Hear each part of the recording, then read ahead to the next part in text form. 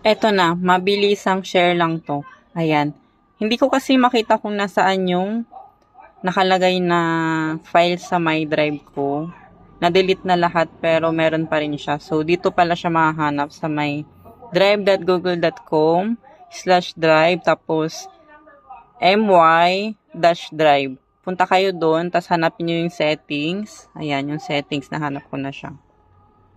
After nun, after nyo mahanap yung settings sa my drive mismo, ayan,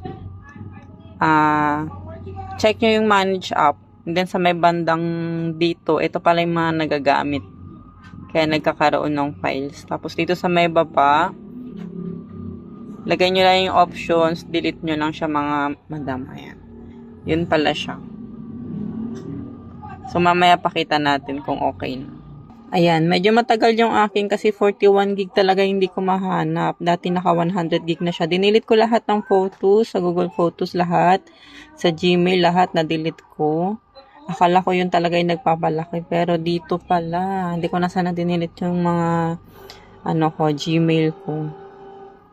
Kasi MB lang talaga yun, so nagtataka talaga ako.